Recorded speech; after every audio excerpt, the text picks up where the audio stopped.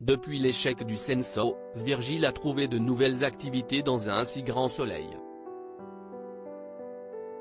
Le partenaire d'Alix est désormais dans le domaine nautique et lance sa société. Il arrive à avoir une associée, injectant une somme considérable d'argent dans l'entreprise. Il s'agit de Sylvie, la compagne de Guillaume. Dans les prochains épisodes, diffusés dès la fin du mois d'octobre 2022 sur France 2, Alix essaie, quant à elle, de se relever. Alix sur la piste d'un peintre mystère dans un si grand soleil. Alix, Nadia Fossier, essuie un premier échec avec Ulysse, Maxence Victor. Le jeune homme a été sévèrement épinglé par le critique d'art, Yvon Chaligny, Rodolphe Sand. En effet, l'ancien compagnon d'Ulysse a émis un papier assassin, faisant chuter les ventes d'Alix. Déstabilisé par la vengeance de ce dernier, il décide d'arrêter la collaboration avec la partenaire de Virgile, Fred Bianconi. Elle est désormais au pied du mur, avec aucune toile à montrer dans sa galerie. Elle trouve alors la trace d'un peintre nommé Brenna.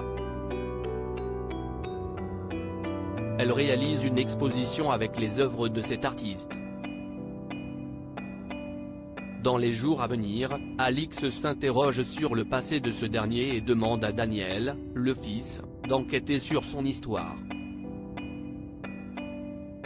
Mais certains détails de sa vie sont faux. Les toiles authentifiées par Daniel Brenna sont soupçonnées d'être des pâles copies. Alix serait-elle victime d'une arnaque? Jade dans le collimateur de la police sur France 2. Dans le même temps, Jade, Shemsoda, est humiliée par l'agression de Jean-Pierre Casil. Elle trouve refuge auprès de Julie, Sophie Stahl, en lui racontant le déroulé de son attaque surprise. Mais dans les prochains épisodes, l'ex-cambrioleuse se venge en saccageant le domicile de l'ami de Laurent, Khalid Madour. Le client de Elle Cosmétique est désormais certain que l'aide comptable est la coupable. Il met son plan machiavélique à exécution en dénonçant la jeune femme d'être responsable de son braquage. Jade ne veut pas aller en prison. Elle prend alors une décision radicale. Ludo, Folco-Marchi, est prêt à l'épauler dans son cauchemar.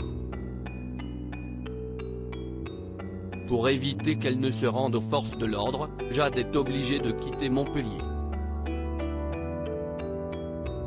Elle fuit en faisant des adieux déchirants à l'employé du zoo.